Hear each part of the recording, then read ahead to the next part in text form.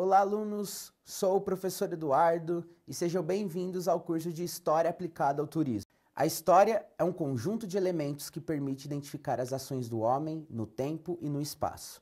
É por meio da análise de vestígios, documentos e fontes que entendemos como o ser humano saiu das suas cavernas e desenhos rupestres para uma sociedade complexa, industrial e capitalista. Além do mais, entender história é compreender como as ideias, ações e costumes se constroem, recebendo influências múltiplas das econômicas às políticas. Nesse caminhar da humanidade, transformações diversas acontecem, e uma dessas transformações está dentro do que chamamos de ato de viajar, que, no Brasil, iniciou com os bandeirantes e jesuítas. Assim, as viagens sempre estiveram presentes na humanidade e, portanto, contribuindo para um setor extremamente relevante para a sociedade atual, que é o turismo. É o caminho da história do turismo que veremos ao longo da disciplina e esperamos estimulá-los a gostar ainda mais das relações entre turismo e história para contribuir tanto para o seu crescimento pessoal como profissional. Começaremos então nossa jornada. Vamos lá? Tópicos a serem abordados nesta aula. O que é história, como se estuda história e para que serve a história. Ao término desta aula, você deverá ser capaz de entender a importância da história em contextos sociais, políticos e econômicos, compreender a necessidade do estudo contínuo da história para o profissional do turismo e identificar quais elementos são necessários para o estudo da história. Os caminhos da história. O que é? Para iniciarmos nossa jornada nessa disciplina, nós vamos entender então o que é a história. Seria a história uma ciência que estuda apenas o passado ou ela teria outros objetos de estudo? Bom, para a gente conseguir chegar em alguma conclusão, nós temos que pensar que a história ela tem como objeto central de estudo o homem. Afinal, nós não estudamos o que os animais fazem ao longo do tempo, nós não estudamos o que os alienígenas fazem ao longo do tempo, ao contrário, nós estudamos o que o homem faz ao longo do tempo e, claro, em determinado espaço. E para que a gente consiga entender e compreender o porquê da história, o que é a história, nós temos que ter aquilo que a gente chama de vestígios para compreender a história.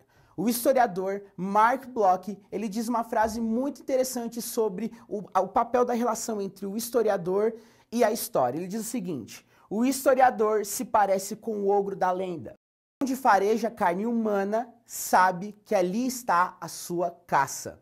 Ou seja, gente, o historiador, ele cheira, ou seja, ele sente o que o ser humano está fazendo e por meio dos seus vestígios, ele procura encontrar um caminho para extrair a verdade. Tá? Portanto, o ser humano é o objeto central de estudo da história. Então, se a gente for analisar num gráfico, num diagrama de Venn da matemática, a gente consegue ver que existe o homem, existe o tempo, existe as ações e no elemento central está a história. A história, ela conjuga em si, tá? O homem, o tempo e as ações. Então, assim como o ogro ele fareja a carne humana, nós aqui, nesta disciplina, estamos ali farejando os vestígios do que vem a ser o turismo para compreendermos melhor a história. Agora que sabemos que a história é a ciência que estuda o homem e suas transformações ao longo do tempo e do espaço, nós vamos prosseguir para entender como que se faz a história. Tá bom?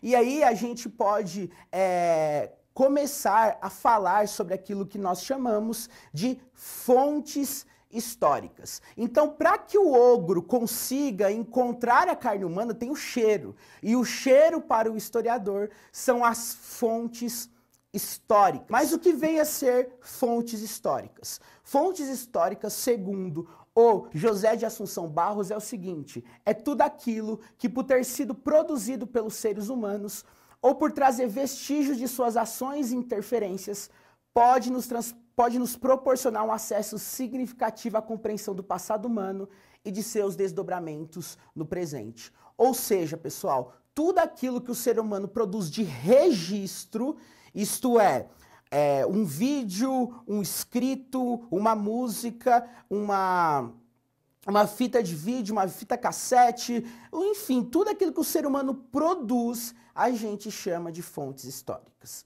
E as fontes históricas, gente, elas são importantes, pois sem fontes históricas nós não conseguimos definir aquilo que a gente chama de história. Eu não posso falar que o Renascimento foi de um jeito se as fontes históricas não me apontam que foi daquele jeito. Eu não posso dizer que a Idade Média foi de tal jeito se as fontes, se os vestígios, se aquilo que foi deixado não me aponta que foi aquilo. Então há as fontes e o historiador vai fazer perguntas a essas fontes. Essas perguntas são variadas, das clássicas como, onde, porquê, até outras variáveis de perguntas nas quais serão feitas as fontes e as fontes nos ajudarão a chegar nessas respostas. E, gente, hoje existe uma quantidade enorme de fontes históricas. Bom, existe uma variável muito grande de fontes históricas hoje.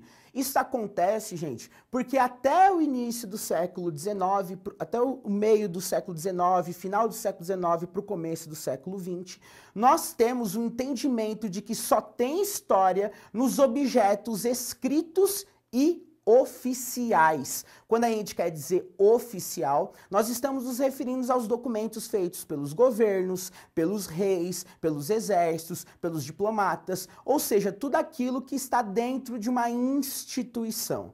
Mas isso, no início do século XX, vai ser transformado por uma série de historiadores franceses, principalmente os historiadores da escola dos análises, ou da nova história, como a gente chama, que inclusive o Marc Bloch é um dos historiadores dessa escola, que vai nos trazer uma nova perspectiva acerca das fontes. O José de Assunção Barros, ele nos dá um gráfico que mostra para a gente algumas quantidades de fontes que a gente pode ter acesso hoje em dia. Nós temos o que a gente chama de fontes materiais, tá? Essas fontes materiais é aquilo que a gente pode tocar. São objetos, cerâmicas, fósseis, vestígios arqueológicos, pinturas rupestres e assim por diante. Nós temos também o que a gente chama de fontes naturais, que são aquelas fontes que estão na natureza, mas que de algum modo o ser humano interferiu ali nessa paisagem e se construiu uma fonte também para o estudo da história. Nós temos também as fontes de conteúdo, que pode ser tanto fontes visuais, fontes verbais como fontes não verbais. Verbais estão aquilo que a gente chama dos escritos, dos manuscritos, dos documentos, das declarações de guerra, tá? E nós temos as fontes não verbais, como o cinema, a música, o teatro e assim por diante. Nós temos também as fontes imateriais, que são aquelas fontes que não necessariamente possuem um registro escrito, pintado, colocado no físico, mas é passado um conhecimento de geração para geração. Pode ser uma receita culinária, pode ser uma melodia musical que não tem a partitura, enfim, pode ser uma variável de coisas imateriais, mas que tem um conhecimento intelectual. E hoje em dia nós podemos chamar das fontes digitais, que são os posts nas redes sociais, os vídeos subidos em plataformas de vídeos e assim por diante. Então nós temos um conjunto de fontes que o historiador pode usar para farejar a carne humana. E também o historiador José de Assunção Barros, ele nos mostra um gráfico rapidamente, onde ele mostra a evolução do uso das fontes históricas. Então, se a gente pegar ali a corzinha azul e roxa, a gente consegue ver que principalmente os documentos mais oficiais e escritos são os mais utilizados. E a partir da década de 30 para 70, que é a cor verde e a cor vermelha, a gente está vendo que há uma abertura para o tipo de fonte utilizada, até que chega na década de 80, que é o auge da escola dos análises, onde nós temos já o uso de fontes literárias, por exemplo, como os poemas, como as crônicas, como os jornais, como as notícias, enfim, uma série de fontes que antes não eram possíveis usar para escrever a história, mas que hoje é possível, ok? Então, gente, agora que sabemos o que é história, como que se faz a história, que é por meio das fontes históricas, nós precisamos nos perguntar para que é a história, então? Então, se eu quero estudar o ser humano por meio das fontes, eu tenho que ter um objetivo. E nós temos 3 grandes objetivos.